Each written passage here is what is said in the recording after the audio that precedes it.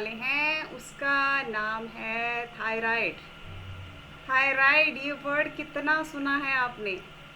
किस किस ने सुना है थायराइड वर्ड? किस किस ने सुना है?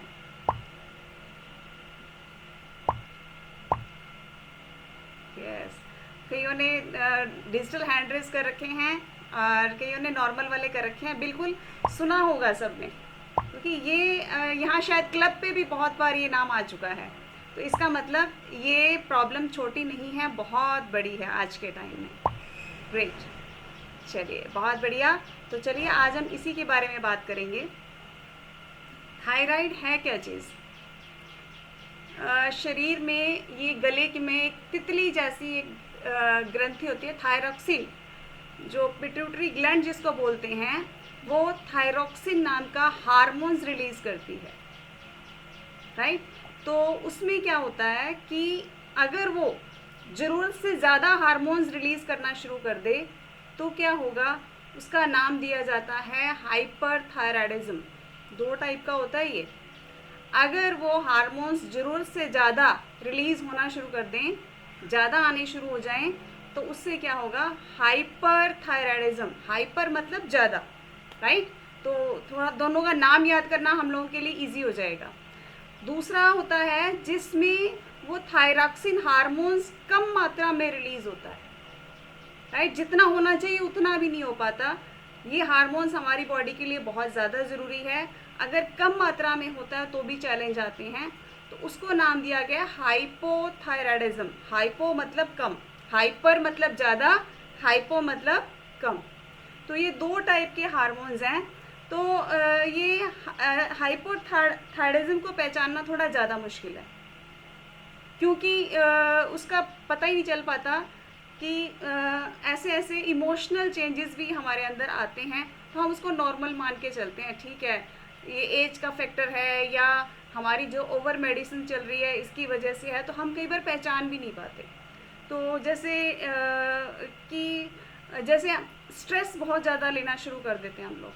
कहते हैं ठीक है हमारे साथ ये प्रॉब्लम थी इसलिए स्ट्रेस आया, इसीलिए हम पैनिक हो रहे हैं, इसीलिए परेशान हो रहे हैं, राइट। तो हाइपरथायराइडिज्म के हमें कैसे पता चले कि हाइपरथायराइडिज्म है?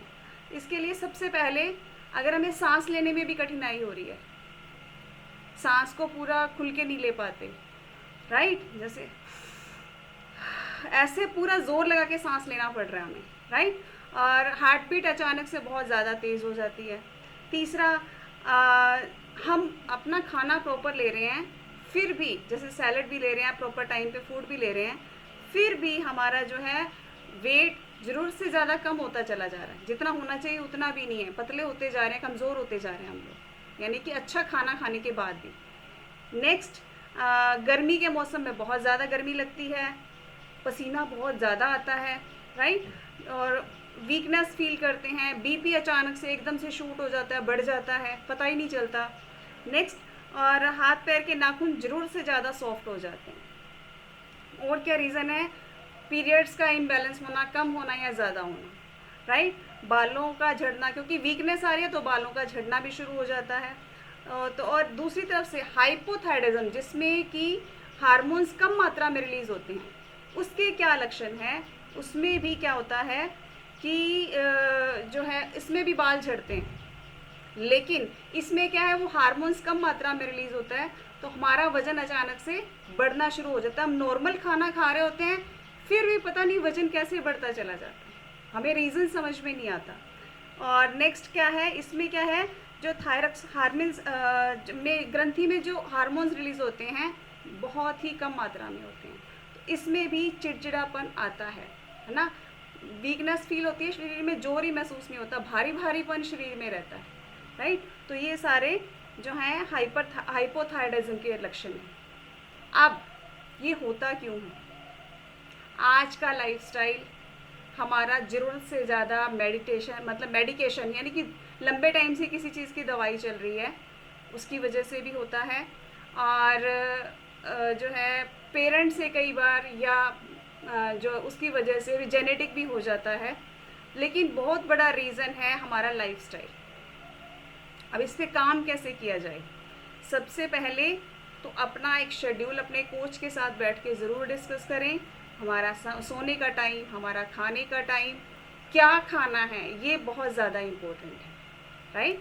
तो बैलेंस्ड फूड होना चाहिए, और उसके साथ साथ इसमें न्यूट्रिशन बहुत ज़्यादा अच्छा रोल प्ले करता है, क्योंकि हाइपोथायराइडिज्म में क्या है, हमारा डाइजेस्टिव सिस्टम भी बहुत ज़्यादा वीक हो जाता है।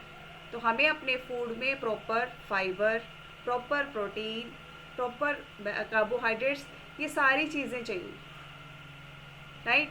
ठीक है, हम लोग खाने में लेते हैं, लेकिन वही बात है, खाना खाते हुए भी हम इस प्रॉब्लम का शिकार हुए, चाहे हम अच्छा खाना खा रहे थे तो भी शिकार हुए, राइट। तो इसका मतलब हमें कुछ अलग से हटके चाहिए इसको ठीक करने के लिए।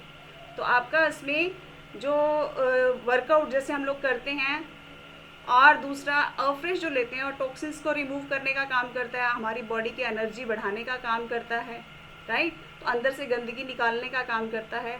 तीसरा, हम अच्छी मात्रा में अगर प्रोटीन रिच हम जो शेक ले रहे हैं, अभी सब लेने वाले हैं, कुछ रेडी कर चुके हैं, कुछ कर रहे हैं हमारे साथ, तो ये जो लेते हैं इसमें सारी चीज़ें बैलेंस में आ जाती हैं। आपको प्रॉपर कार्बोहाइड्रेट जो फाइबर वाला यानी रिच वाला चाहिए, कॉम्प्लेक्स कार्ब्स चाहिए, फाइबर रिच फूड चाहिए, वो भी हमें मिल गया, प्रोटीन भी मिल गया, गुड फैट भी बैलेंस क्वांटिटी में हमें मिल गया, राइट। और 18 न्यूट्रिएंट्स हमें मिल गए, आयरन मिल गया, कैल्शियम मिल गया, मतलब कि जो चीज़ एक फूड में होनी चाहिए एक टाइम में, वो सारी हमें मिल गई इसके थ्रू। तो इससे क्या होगा, जो हमारी बॉडी की कमियां हैं जिससे ये चैलेंज सामने आए हैं, राइट, तो उस पर काम होना शुरू हो जाएगा। तो हमें इस प्रॉब्लम से बचने के लिए और इस प्रॉब्लम से निकलने के लिए क्या करना है, हमें न्यूट्रिशन ज़रूर ऐड करना है। यहाँ भी बहुत सारे रिजल्ट्स मेरे सामने आने वाले हैं, जिनको ये चैलेंज था, क्लास में आने के बाद, अपना स्ट्रेस दूर करने के बाद, अपने लाइफस्टाइल पे काम करने के बाद, इस चैलेंज से हम लोग बाहर निकले। तो ये मैंने अभी शॉर्ट में ही सारी चीज़ें आपके साथ डिस्कस करी हैं।